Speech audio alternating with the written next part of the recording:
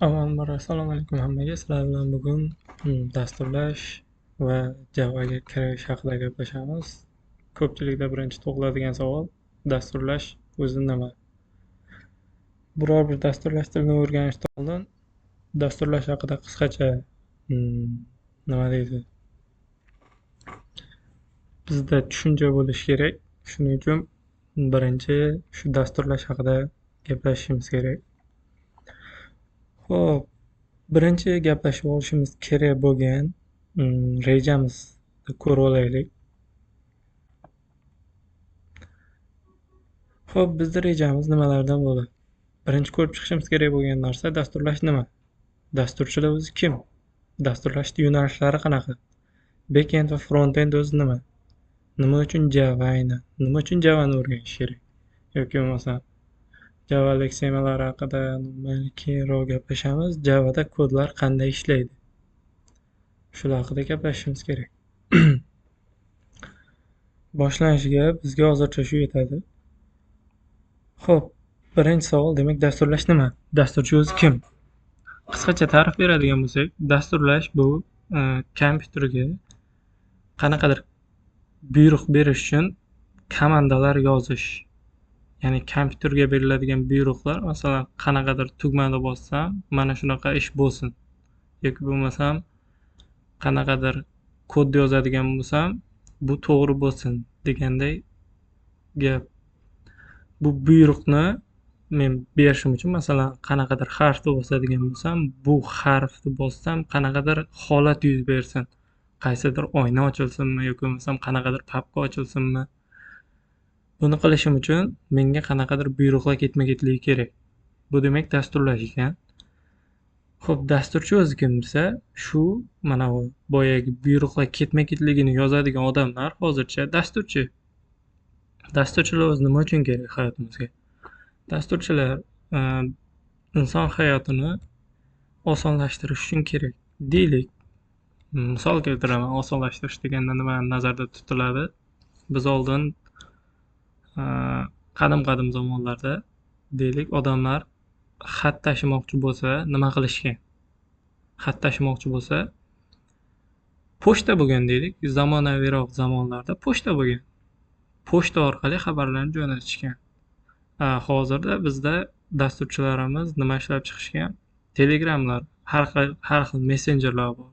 Instagram yoki bo'lmasam chatlashish uchun odamlar bir-biri bilan oldin xabarlarni yetkazib berish uchun bir kun vaqt ketgan bo'lsa yoki bo'lmasam uzoqroq bo'ladigan bo'lsa, bir oylab vaqt ketgan bo'ladigan bo'lsa, hozirda bizlarda bu narsani bittada qilib qo'yishimiz mumkin. Ya'ni 1 sekund ham vaqtimiz ketmaydi.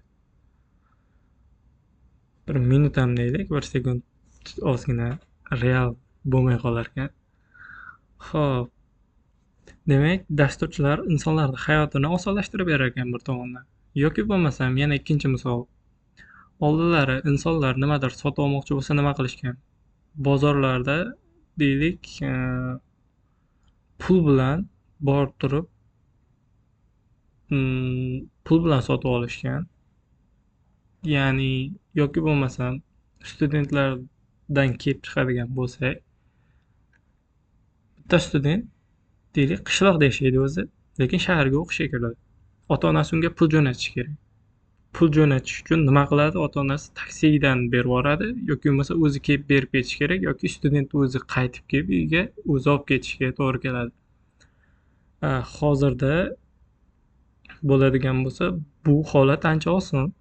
Programmalar bor. Ko'pchilik eshitgan, masalan, Uzum orqali kartadan kartaga pul o'tkazish mumkin hozirda. Yoki bo'lmasam yana nima bor? Apelsin, har xil ilovalar bor. Kartadan kartaga pul o'tkazish uchun. Banklarda o'zining ilovalari bor. Demak, bularni ham dasturchi qilgan bu ishlarni ham. Yoki bo'lmasam qanaqadir o'yinlar, insonlarda hozir masalan PUBG Mobile ko'pchilik qiziqayotgan. Mana shu o'yinlarda ham dasturchilar ishlab chiqishgan.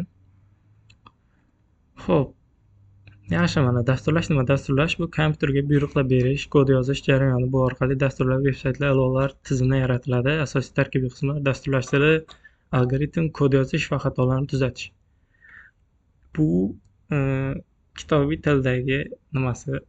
Dasturlashga berilgan ta'rif. Biz buni yodlab olishimiz shart emas. Qisqacha tushunishimiz kerak dasturlash o'zi nima. Xo'p.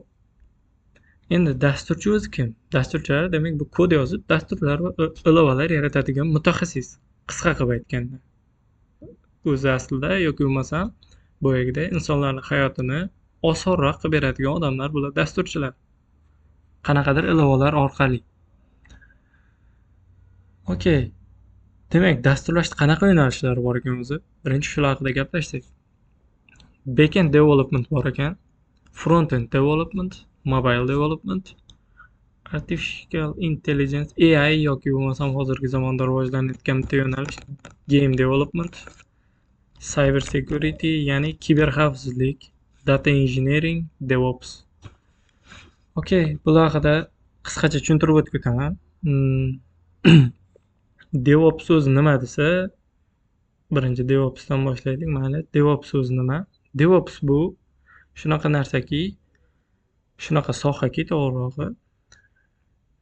Dev degani bu developer, ops degani operation dan ikkalasini qisqartmasi. Developer bu yog'i operation. Shular qisqartmasi. Demak, bu soha nima qiladi? Bu soha deylik, men o'zim dasturimni ishlab chiqdim, qanaqadir dasturimni. U har doim ishlab turishi uchun men uni serverga qo'yishim kerak. Serverga qo'yishim uchun esa server tomonni sozlaydigan odamlar bor. Bular operationslar deyiladi. Dastur tuzadigan odamlar deylik developerlar. Bularni bir-biri bilan ishlayotgan payti o'rtada qanaqadir muammolar kelib chiqadi. Masalan, deylik, kodda xatolik ketgan bo'lsa yoki qanaqadir muammo bo'ladigan bo'lsa, bu operationslar serverda bu kodingizni ishlata olmaydi yoki bir-birini tushunmaydi. Shunaqa muammolar kelib chiqishi mumkin. Buni oldini olish uchun o'rtada DevOps degan soha kelib chiqqan keyinchalik. Ya'ni DevOps bularning o'rtasidagi developerlar va operationslar o'rtasidagi tarjimon deb tushunsak bo'ladi. Xo'p, data engineering nima desa, data engineering bu katta ma'lumotlar bilan ishlovchi soha. Ya'ni ularni yig'adi, qanday qilib katta ma'lumotlarni yig'ishi yoki qanaqadir joyga joylashtirishi. Shunaqa deb tushuntirsak bo'ladi. Hozircha kiber xavfsizlik bo'yicha ko'pchilik eshitgan bo'lsa kerak, kiber xavfsizlik sohasini. Kiber xavfsizlik bu demak har xil kiber hujumlardan saqlaydigan soha. Ya'ni ko'pchilik ko'rgan bo'lsa kerak, hakerlar haqidagi kinolarda hakerlar nima qiladi? Bitta veb-saytni buzishga yoki bo'lmasam qaysidir shaharda svetsiz qoldirishga urinadi.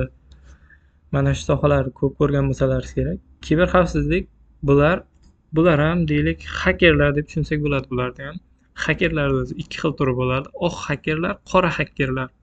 Qora hakerlar nima qiladi? Qora hakerlar bular buzishga intiladi. Ya'ni qanaqadir veb-sayt bor.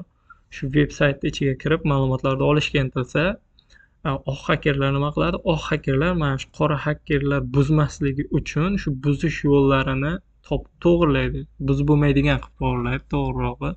Bu sohaga ham hozirda talab yaxshi rivojlanyapti. Hozirgi zamonda kiber xavfsizlik yuqori o'ringa chiqib ketyapti. Xo'p, O'zbekistonda unchalik ko'p e'tibor berilmasa ham, lekin kiber xavfsizlik o'zi aslida juda muhim soha hisoblanadi. Game development bu o'zi nomidan ham bilinib turibdi, demak, o'yin yaratadigan qanaqadir soha. Dasturlash shunaqa yo'nalishi. O'yin ishlab chiqiladi bu game developmentda. Endi uni ham ichida har xil yo'nalishlarga bo'linib ketadi. Hozircha qisqacha ma'lumot olsak yetarli. Demak, AI bor, ko'pchilik eshitgan. Sun'iy intellekt yoki bo'lmasam hozirda ko'pchilik ChatGPT ishlatadi. Shu haqida eshitgan bo'lsalaringiz kerak. Ya'ni ChatGPT qanaqa ishlaydi? Google'dagi ma'lumotlar orqali yoki bo'lmasam unga o'qitilgan ma'lumotlar orqali, ko'p ma'lumotlar orqali uni yangi ma'lumot chiqarib beradi, yangi ma'lumot generatsiya qilib beradi. Yoki bo'lmasam qanaqa tushuntirsam bo'ladi sizlarga? Deylik, 100 ta kasal odam bor menda. 100 ta kasal odam bor. Ularni datalari bor. Qon bosimi nima, masalan, bo'yi qancha. Bu kasalligidagi, ya'ni bir xil kasallik deylik, gripp. 100 ta odam ham gripp. Bu 100 ta odamda menda nimalari bor? Datalari bor. Bo'yi yoki bo'lmasa yo'tali qanaqa, yoki bo'lmasam isitmasi qanaqa, qon bosim. Mana shularni hammasini bitta data qilib, ya'ni ma'lumotlarni yig'ib qo'yganman men deylik. 101 odam kelgan paytida uni ma'lumotlariga qarab turib, ya'ni uni analiziga qarab turib, men bu 101 odam kasal yoki kasal emasligini bilishim kerak. Mana shu holatda sun'iy intellekt ishlaydi demak, boyagi 100 ta ma'lumotlar asosida xulosa qilib turib, mana 101 odamni kasal emasligini aniqlash. Qisqa tushuntiradigan bo'lsak, oldingi ma'lumotlar asosida yangi ma'lumotni ishlab chiqarish desak ham bo'ladi, yoki yangi ma'lumot generatsiya qilish. Okay. Mobile development bu mobile telefonlarga, ya'ni telefonlarga u Android bo'lsin, xoh iOS bo'lsin, har xil applicationlar yaratish. Ya'ni APK deyiladi. O'zi qanaqadir programmalar deylik. Sizlar ishlatadigan telefonda masalan har xil o'yinlardagi, masalan PUBG Mobile bu telefonda ishlatiladigan, yoki bo'lmasam yana nimalar bor telefonda. Paynet bor, har xil pul o'tkazmalar o'tkazadigan applar bor. Yoki bo'lmasam yana telefonda o'zini deylik Google'dagi Chrome'i bor. Yoki bo'lmasam SMS bor. Telefon qilish applari bor masalan. Yoki bo'lmasa Telegram. Mana shular ham demak mobile development yo'nalishida qilinadigan applarga kiradi. Boyagi Telegram ham o'zi aslida mobile ham bor, mobile versiyasi. Uni kompyuterda ochsangiz ham bo'ladi. Ko'pchilik biladi bu narsani. Kompyuter borlar Telegramdan foydalansa kerak. Demak, Telegramni ham ikki xil, demak, mobile va mana kompyuterda ishlatiladigan versiyasi ham bor. Kompyuterda ishlatiladigan versiyasi bu desktop deyiladi. Desktop ilovalar, bir so'z bilan aytganda, demak, telefondagi mobile. Okay, endi front-end va back-end haqida gaplashadigan bo'lsak, bu ikkalasi juda muhim. Front-end bu deylik, sizlar qanaqadir ko'pchilik veb-saytlarni ko'rgansizlar, undan ro'yxatda o'tgan bo'lishlaringiz mumkin yoki ishlatgan bo'lsalaringiz kerak. Yuza qismi, ya'ni ko'rinish qismi bu front-end. Orqa qismda bajariladigan jarayon, ya'ni bizga ko'rinmaydigan jarayon bu back-end. Okay. Demak, endi bizga ko'rinib turadigan qism front-end, orqada bizga ko'rinmaydigan qism funksionallik qismi, ya'ni bu back-end degan. Buni yana qanaqa tushuntirishim mumkin? Deylik, sizlar bitta restoranga bordingizlar. Restoranni deklaratsiyasi juda zo'r. Masalan, ofitsiantlari xizmat ko'rsatishi juda zo'r. Bu dizayni yoki bo'lmasam shu deklaratsiyasi, sizlarga ko'rsatayotgan xizmat ko'rsatayotgan ofitsiantlarning kiyinishi bu sizlarga ko'rinayotgan jarayon. Bu demak front-end deb tushunsak bo'ladi bu narsani. Endi sizlar qanaqadir narsa zakaz qildingizlar, qanaqadir ovqat, deylik osh bo'lsin yoki bo'lmasam qanaqadir norinmi, farqi yo'q, qanaqadir nimadir narsa yoki shirinlik zakaz qildingizlar. Endi u oshxonada oshpazlar tomonidan tayyorlanadi. Sizlar bu qismni ko'rmaysizlar, ya'ni ovqat pishirish jarayonini yoki bo'lmasam shirinlik tayyorlash jarayonini sizlar ko'rmaysizlar. Qanaqa tayyorlanadi, qanaqa qilinadi, nima qilinadi o'zi. Bu jarayonni ko'rmaysizlar. Demak, mana shu jarayon, orqada ketayotgan jarayon, oshpazlar qilayotgan jarayon, bu back-end deb tushunsak bo'ladi. Sizlarga xizmat ko'rsatayotgan ofitsiant yoki bo'lmasam deklaratsiya, mana bu kirgan restoraningizni ko'rinishi, bu front-end deb tushunsak bo'ladi. Okay. Bu front-end va back-endga bir qancha memlar bor. Shu memlardan bir ikkita ko'rsataman. Xo'p, mana back-end front-end nima? Okay. Mana demak ko'rishimiz mumkin. Mana bu yerda back-end front-end o'zi nima? Mana mashinamiz bor deylik. Birinchi mana bu rasmga qaraydigan bo'lsak, mashinani sizlarga ko'rinadigan qismi bu demak front-end deb tushunsak bo'ladi. Ichidagi mexanizmi bo'ladigan bo'lsa, bu back-end. Ya'ni sizlar masalan rulni ko'rasizlar, bu front-end. Rulni u yoq bu yoqqa buradigan bo'lsangizlar, uni ichida qanaqadir mexanizm ishlaydi. Ya'ni ichida qanaqadir jarayonlar bo'ladiki, shu g'ildirak o'ngga yoki chapga aylanadi, buriladi to'g'rirog'i. Bu ichkarida ishlayotgan mana bu mexanizm, bu demak bekend. U sizlarga ko'rinmaydi, qanaqa mexanizm ishlayapti. Sizlar rulni burasizlar, bo'ldi, ishlatasizlar, tamom. Sizlarga u ichkari qism qiziq emas. Sizlar mana front-end ko'rasizlar asosan. Yoki bo'lmasam, mana yana bitta men backend va front-end uchun ko'pchilikka mana bu Metro Golden Mayer bu tanish bo'lsa kerak. Ko'pchilik ko'rgan adashmasam.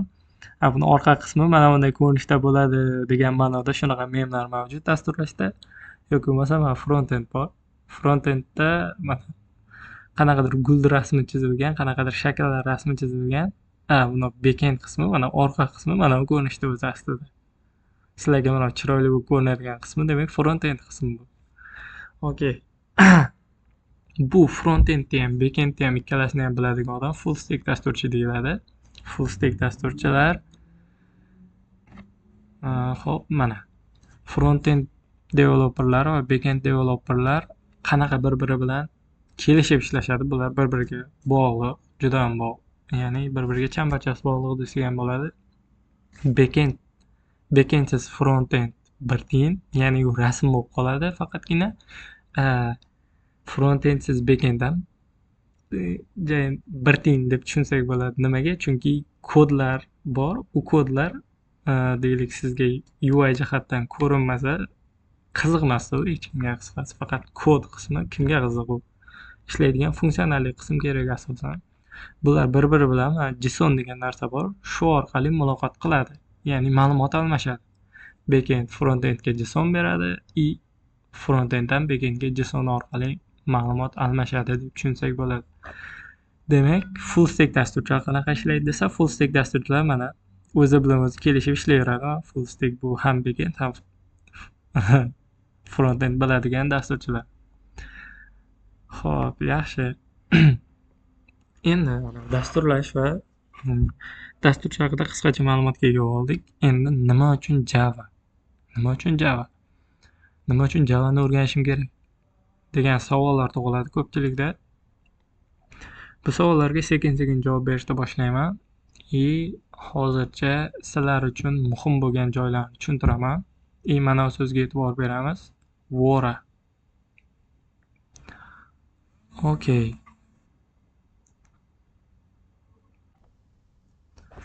Nima uchun Java degan savolga mana bir chekkadan javob berishga boshlayman. Chunki Java hozirda Javani o'rganish oson va topda turgan dasturlash tillaridan bittasi. Javani asoschisi James Gosling, ko'pchilik eshitgan bo'lsa kerak. Javani oldingi nomi Oak bo'lgan. Keyinchalik Javaga o'zgartirilgan.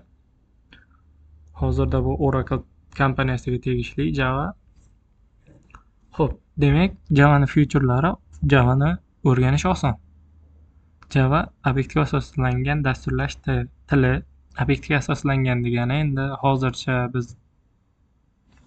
bunchalik chuqur kirishimiz shart emas. Obyektga asoslangan OOP bu keyinchalik o'rganiladigan narsa. Hozircha bilishimiz kerak faqat Java demak oson til o'rganish uchun va obyektga asoslangan. System independent, ya'ni platformadan mustaqil. Bu degani nima degani? Platformadan mustaqil bu men bir marta kod yozadigan bo'lsam, ya'ni men kompyuterim Windowsda kod yozdim. Shu kodni Linuxga o'tkaztirib, Linuxda ishlatib yuborsam ham bu kodim ishlaydi. Bu degani demak platformadan mustaqil, platformaga bog'liq emas, ya'ni OS ga, operatsion sistemaga bog'liq emas. Yoki bo'lmasam security jihatdan kuchli deyiladi. Shuning uchun Java ko'pchilik bank sohalaridagi dasturlar Javada yoziladi. Xo'p, yuqori performansli dasturlash tili, multithreading, bular bizga unchalik kerak emas hozircha. Multithread, ya'ni ko'p threadlar ishlaydi dastur Javada. Bu qism hozircha kerak emas. Javani eng asosiy tamoyili deymizmi yoki bir shiori bor, Vora. bu Java dasturlashtirish shu Wora shiori ostida ishlab chiqilgan. Ya'ni bu Wora degani nima degani? Wora write once, run anywhere. Ya'ni bir marta yoz, xohlagancha ishlat. Va shu nimada ishlab chiqilgan Java dasturlash tili shu shiorda deymizmi, shunaqaroq shiorda ishlab chiqilgan, shunaqa. Yaxshi. Demak, platformadan mustaqil dasturlash tili C++ masalan deylik, unaqa emas. C++ da men Windowsda kod yozadigan bo'lsam, u Linuxda ishlamay qoladi. Java unaqa emas. Javada demak ishlaydi. Bunga nima sababchi bo'ladi desa, Javada hozir ko'ramiz, kodlar qanaqa ishlashi qismida JVM degan narsa bor. Bu JVM degan narsa platformalarga, любой platformaga moslashib ishlab ketaveradi. Shu JVM bizga yordam beradi. Okay. Keyin qismiga o'tadigan bo'lsak darsimizda, yaxshi. Javada kodlar qanday ishlaydi o'zi? Men deylik kod yozdim. O'zi u orqada qanaqa ishlaydi? Bu qism ko'pchilikka qiziq. Okay. Mana. Deylik men qanaqadir mana hello world.java nomli faylchiga kod yozganman. Men bitta narsani aytib ketishim kerak. Java kodlarimiz .java kengaytmasi ostida yoziladi kodimiz. Ya'ni sizlar bilasizlar, kengaytma degani mana .java, ya'ni .txt bor notepad uchun yoki bo'lmasa .mp3. Mana shular kengaytma deyiladi o'zi aslida. Demak, Java kod yozishim uchun men faylimni ko'rinishi .java ko'rinishida bo'lishi kerak ekan.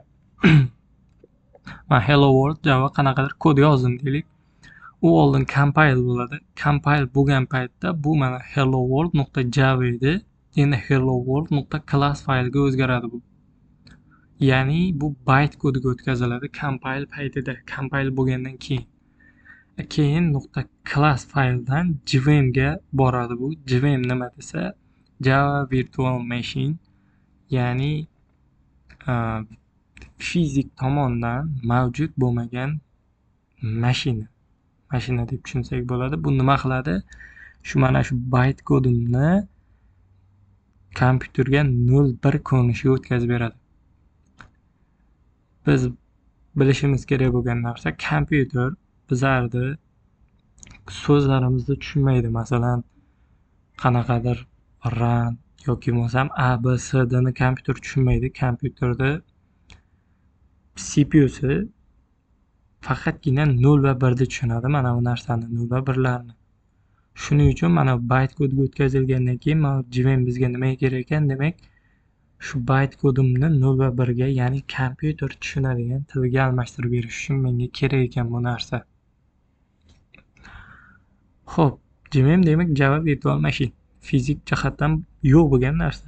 Demak, mana shu JVM orqali Javadagi kodlarim system independent bo'ladi, ya'ni sistemadan mustaqil, operatsion sistemalardan mustaqil. Windowsda yozgan kod Linuxda ham ishlaydi yoki bo'lmasam MacOSda ham ishlaydi. Linuxda yozganingiz Windowsda ham, MacOSda ham ishlaydi. Qisqasi, ixtiyoriy siz operatsion sistemada kod yozadigan bo'lsangiz, u boshqa operatsion sistemalarda ishlayveradi, problemalarsiz, hech qanaqa xatolik bermasdan. Hozircha shu menimcha yetadi. Endi mana e'tiborlaringiz uchun rahmat. Demak, bu hozir boshlang'ich qismi edi. Hozir yana ko'ramiz biz Javada qanaqa qilib kod yozamiz o'zi aslida. Javadagi nima ishlatamiz? Javada kod yozishimiz uchun shular haqida qisqacha tushuntirish berib o'taman.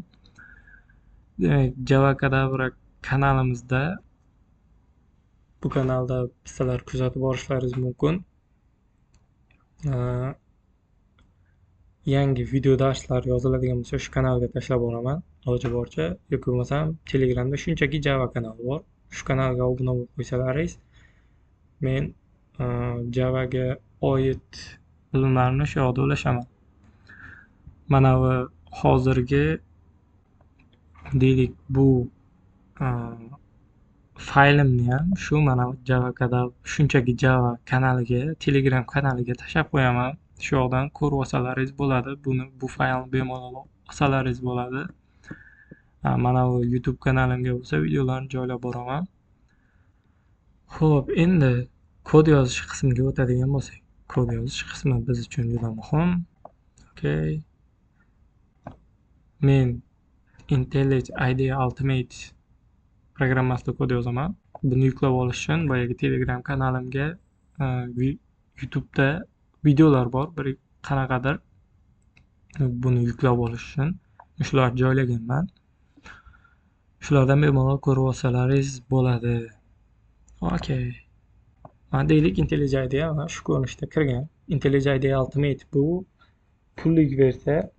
IntelliJ IDEA Ultimate nima o'zi degan savol ko'pchilikda tug'ilishi mumkin. Bu sizlar tushunishlaringiz uchun qisqacha tushuntiraman. Bu ustaxona, dasturchilar ishlash uchun ustaxona, ya'ni kod yozish uchun yoki boshqa narsa qilish uchun. Demak, dasturchilar uchun kerak bo'ladigan programma deb tushunsalaringiz bo'ladi. Xo'p, yaxshi.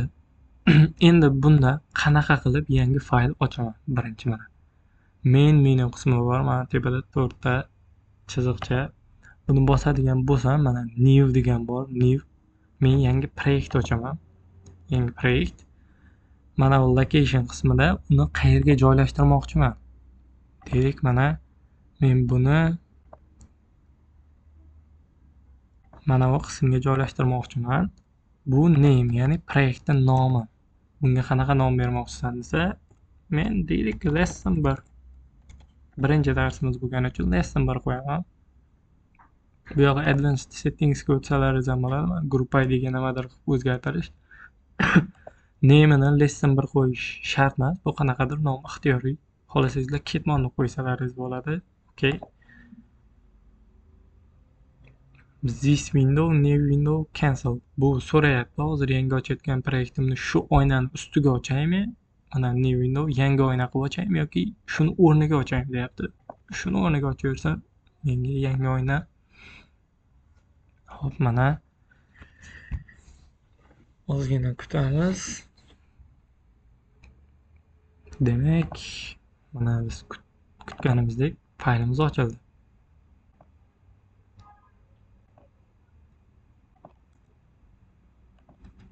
Xo'p. Mana bu ko'rsalaringiz bu package, biza kodimiz yozadigan qism mana bu yerda. Shu hozir demak, mana bu yerda endi bu yozilib turibdi. Qanaqadir kod bu. Kod yozilib turibdi qanaqadir bu yerda. Men buni ishlatib ko'rishim uchun mana buni bosaman, run. Shift F10. Kimlardadir Fn Shift F10 bo'lishi mumkin. Yoki bo'lmasa runni bosaman. Xo'p, mana e'tibor bersalaringiz, mana yerda natija chiqyapti. Hello world. Hello world. Yaxshi, demak bizni dasturimiz ishladi. Sizlar ham shuni hozir yozib ko'rsalaringiz, shu ishni qilgan bo'lsalaringiz, demak sizlarda ham ishlagan bo'lsa, men bundan xursandman. Dunyodagi eng mashhur dasturchilar ham birinchi mana shu hello world so'zini ekranga chiqarishdan boshlaydi. Yaxshi, mana bu oyna o'zi, mana natija chiqayotgan oyna bu konsol oyna deyiladi. Mana bu kod yozadigan qismimiz, demak homepage. Eslab qolinglar, bu keyingi darslarda shu atamani aytib ketadigan bo'lsam, eslaringizdan chiqib, eslolmasdan o'tirmasliklaringiz uchun hozir aytayapman. Xo'p. Demak, bu yerda biz gaplashishimiz kerak. Hozircha mana bu class degani nima o'zi, public degani nima, bular haqida gaplashib o'tirmaymiz. Biz kod yozishimiz kerak. Bu public degani access modifier, ya'ni ruxsat. Mana bu main bo'lsa, bu classning nomi. Javada kodlar mana bu classning nomining ichida yoziladi hamma kodimiz. Classdan tashqarida yozmaymiz hech qachon. Ya'ni mana yerlarda kod yozib ketmayman qanaqadir. Class ichidagina kod yoza olaman Javada. Okay. Men hozir boshlang'ich qismda bo'lganim uchun kodlarimni faqatgina mana bu mana shu qismda yozaman, ya'ni mana bu qavs ichida mana shu qismda kod yozaman. Bu mana public static void main degani bu main Java'ni asosiy metodi.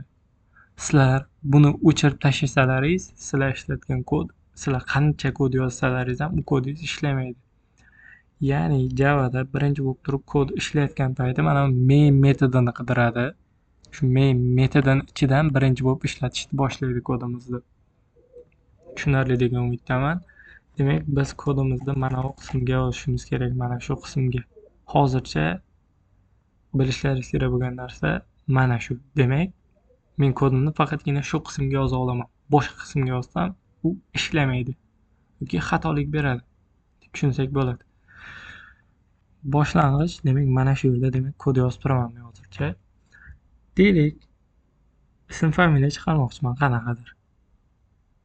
Mana bu boyagi mana bu yerda turgan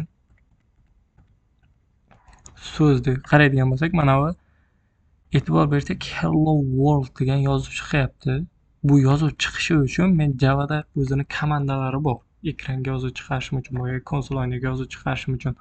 Bu komanda demak mana system.out.println hello world deb yozadigan bo'lsam, demak bu yerda meni kodim konsolni oynada chiqar ekan.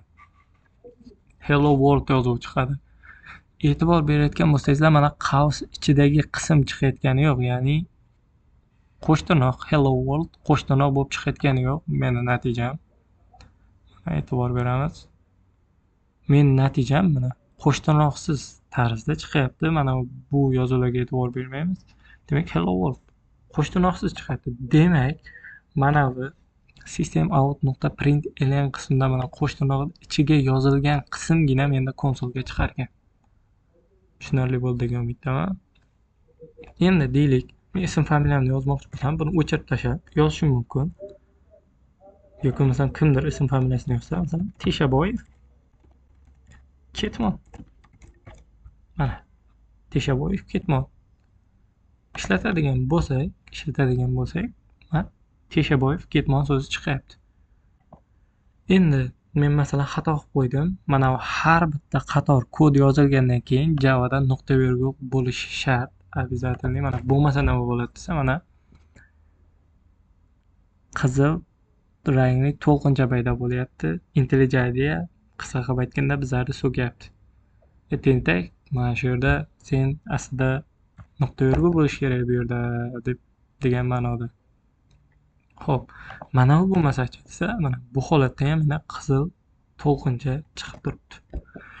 Demak, sizda sintaksizda, ya'ni kod yozish sintaksida qanaqadir xatolik bo'ladigan bo'lsa, mana IntelliJ o'zi ko'rsatar ekan mana qizil bilan. Mana. Yoki bo'lmasa, mana e'tibor bersalaringiz, mana bu qismda bitta bossam, mana bitta tirnoq nuqta virgul expected deb turib o'zi ko'rsatyapti. Ustiga borsam mana shu yerga boradi, mana shu qatorga. Men mana bu yerga tushib turgan bo'lsam ham, mana uni ustiga xatolikni ustiga bor desam, mana shu yerga boradi. Demak, shu yerda qanaqadir xatolik bor. Ya'ni nuqta virgul kutilyapti. Bu yerga nuqta virgul qo'yishim kerak. Yaxshi. Yana qanaqa komandalar bor deydigan bo'lsa, deylik buni commentga emas, endi o'chirib turaylik hozircha. Run bosaman, hech nima yozmadim. Bu holatda e'tibor berayotgan bo'lsalaringiz, hech nima chiqmadi ekranda mana. Hech nima chiqmadi. Yaxshi. Boya holatga qaytamiz.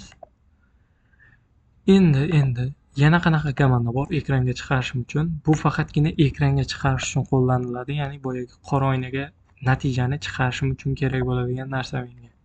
Demak, buni yozishim uchun men mana system.out.print degan komanda ham bor.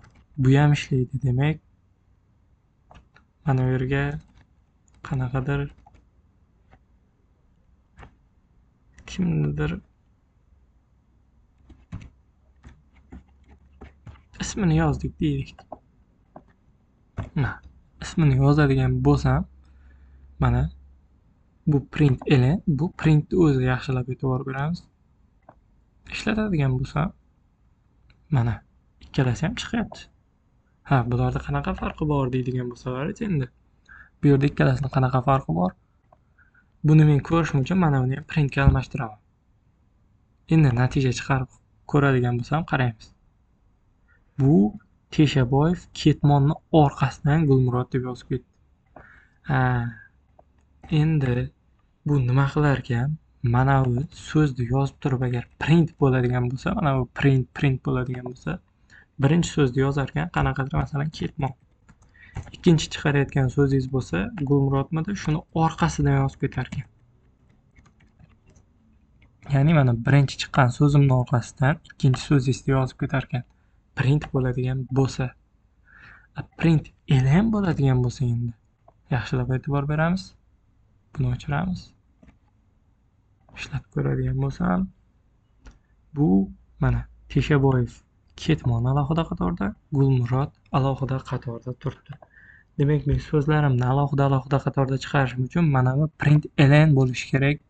Bu nimaga print e'lon bo'lmayapti desa, bu o'zidan keyingi kelayotgan so'zlarni keyingi qatorga tushirib yuborish kerak bo'ladigan bo'lsa, agar bu holatda print e'lon qo'yaman. Mana yerga print e'lon qo'ysam, demak, bundan keyin yozilishi kerak bo'lgan so'zni keyin qatorga tushirib yuborar ekan. Mana okey, mana to'g'ri ishlayapti. Endi men sizlardan talab qilaman, ism familiyalaringizni alohida qatorda chiqarib bering. Videoni pauzaga qo'yib turib, shu mashqni bajarib ko'ring. Xo'p. Bajarib ko'rdingizmi? Demak, endi o'zim yozib ko'rsataman. Mana system.out.print. Demak, alohida qatorda chiqarishim uchun men print e'lon komandasini qo'yishim kerak ekan. Birinchi familiyasini yozaman. Teshaboyev. Mana nuqta virgul turibdi. Yana system.out.print e'lon. Bu yerga deylik ketmon. Endi kodimni ishlatadigan bo'lsam, mana Teshaboyev ketmon. Familiya emas, qanaqadir familiya va qanaqadir ism ikkala qatorda chiqdi. Yaxshi. Demak, mana yerdan e'lon olib tashlaydigan bo'lsam, endi nima bo'ladi deb o'ylaysizlar? Bitta o'ylab olamiz. Videoni pauzaga qo'yib.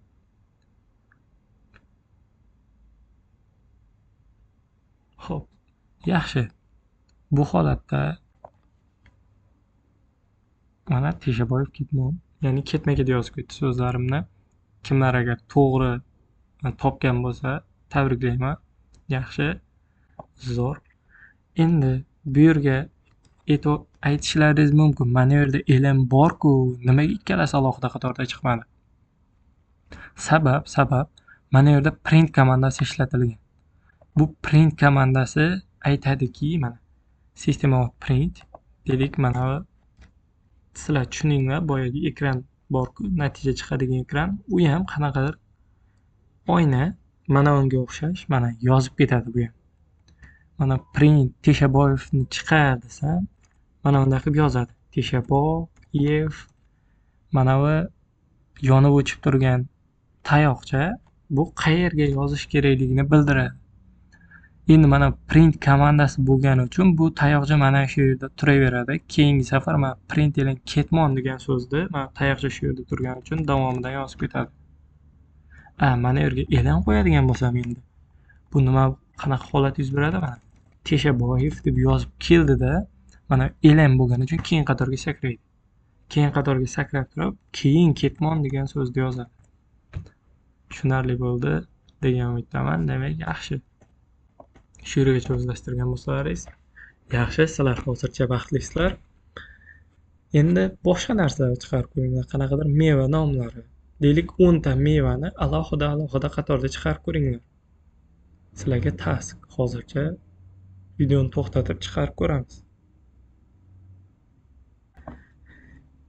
Xo'p, yaxshi, chiqarib ko'rgan bo'lsalaringiz, endi deylik, mana ismimni alohida qatorda yoki ism familiyani alohida qatorda chiqarmoqchiman. Buning uchun men ikkita sistema println yozib o'tirgim kelmayapti nimagadir. Erinyapman. Chunki dasturchi o'zi erinchoq bo'lishi kerak. Shunaqada mana /n degan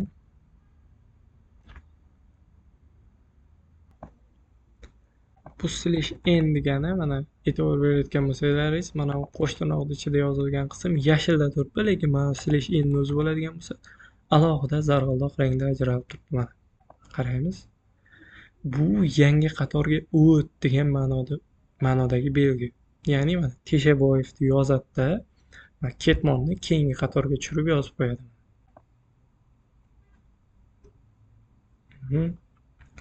Demak, bu usulda ham alohida qatorda chiqarish mumkin ekan /n orqali. Sizlar ham bitta qilib ko'ringlar, shuni yozib ko'ringlar. Yaxshi.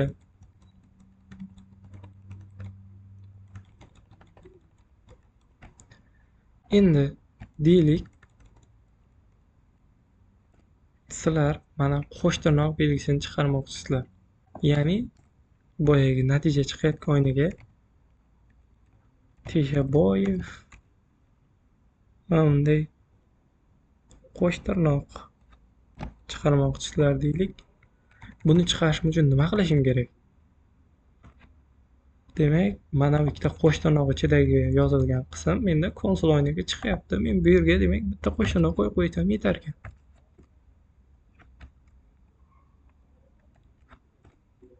Mana ishlaydi deb o'ylaysizlarmi endi buni? Demak, mana ikkita qo'sh tirnoqning ichida mana shu qism bor. Demak, shu qism konsolga chiqishi kerak deb o'ylaymiz. Lekin afsuski biz adashgan bo'lamiz. Mana bizlarni so'kyapti IntelliJ IDEA, bunaqa yozib bo'lmaydi. Chunki bu stringni belgisi hisoblanadi, ya'ni so'zlarning belgisi deb tushunsak bo'ladi. Buni orasiga yozilgan qism chiqadi oynaga.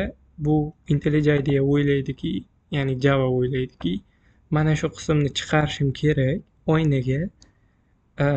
Yana shunday belgi bo'ladigan bo'lsa, mana bu ikkalasini mana shu oxirdagi bu bilan buni orasida turibdi deb o'ylamaydi bu Java. Ya'ni mana bu qism ikkita qo'sh tirnoqning orasida turibdi deb o'ylamaydi. Mana bu yerda qo'sh tirnoq boshlangan, so'z yozilib ketgan, mana bu yerda qo'sh tirnoq tugagan. Bo'ldi. Mana shu qism demak bitta matn deb qaraladi-da, buni ichiga yozilgan qismni men ekranga chiqarishim kerak deb o'ylaydi. Shuning uchun bu yerda hozir chiqara olmayman. Qanaqa chiqaraman desa, men buni majburlashim kerak. Majburlab chiqarishim kerak. Ya'ni majburlaydigan belgi bor. Mana bu belgi, ya'ni teskari slash. Endi e'tibor bergan bo'lsalaringiz, xatolik ketdi. Ishlatadigan bo'lsam, mana Teshaboyev qo'sh tirnoq belgisi chiqdi menda. Zo'r. Endi deylik, men mana bunday belgi chiqarmoqchiman. Notepadga o'taylik. Dedik, mana bunday belgi chiqarmoqchiman.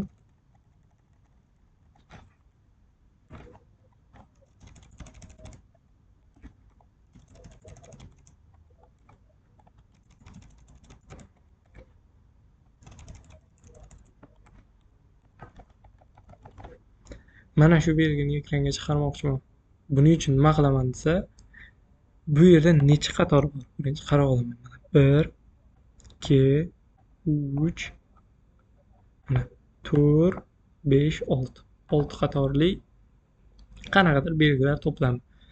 Men bu yerda demak 6 qator kod yozishim kerak ekan, 6 qator belgilar ketma-ketligini yozishim kerak ekan. Demak, men har bitta qatorda alohida chiqarib olishim kerak bu yerda. Mana boyagi system.out.println degan so'zimni men oddiyroq chiqarishim mumkin. IntelliJ IDEA menga shunaqa funksionallik berganki, mana cout deb yozadigan bo'lsam, bitta enter bosadigan bo'lsam, mana chiqib keldi bu so'zim. Endi mana qog'oz ochildi. Menga tavsiya qilyapti, mana buni yozasanmi? Yo'q, men buni yozmoqchi emasman. Men o'zim mana bu yerdagi belgilarni yozmoqchiman.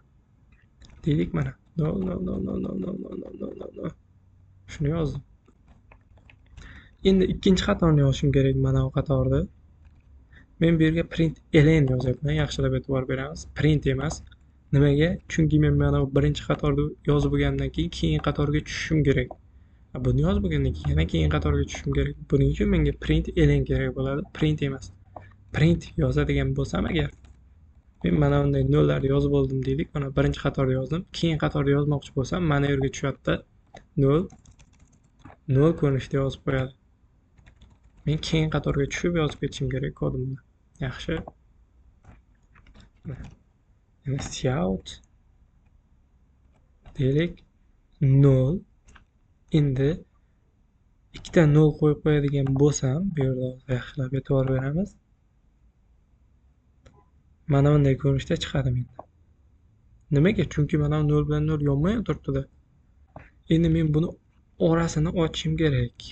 Qancha ochishim kerak? Mana bu sizlar qiynalmaysizlar agar mana bu kodlaringiz tartiblangan bo'lsa, ya'ni mana system out println bir xil tagma-tag turibdi. Mana bu qo'shtirnoqlarim ham tagma-tag turibdi. Iloji boricha shunaqa yozishga harakat qilinglar. Keyin mana buni suraman. Mana yopilgan qo'shtirnog'im tagma-tag turadigan bo'lsa, men buni chiqarsam, natijasini chiqaradigan bo'lsam, hop, ozgina kutyapmiz.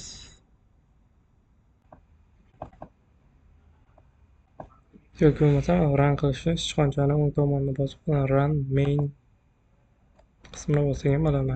E'tibor bersalaringiz mana bir xil chiqadi. 0 tagida 0, 0 tagida 0. Agar mana bu ikkala qismi teng bo'lmaydigan bo'lsa, ya'ni tagma-tag yozilmaydigan bo'lsa, nima bo'ladi? Mana e'tibor beramiz. Bu qismda mana bu orqada qolib ketyapti, ya'ni mana oxirgi qismga bormayapti. Ya'ni men kutgan natija bo'lmayapti. Shuning uchun iloji boricha mana bu ikkita qo'shtirnoqni ham tagma-tag yozib, uni orasidagi kodlarni ham tartibli yozishga harakat qilamiz. Mana cout deylik, mana 0 0. Yana cout. Yana shu narsa. Cout. Mana endi cout deylik. Bo'ladi shu bizga hozircha 0 0 0 0 0 0 0. Yaxshi. Mana demak shu ko'rinishda chiqarishim kerak ekan. Men natija shu ko'rinishda chiqdi. Men kutganday natija bo'ldi.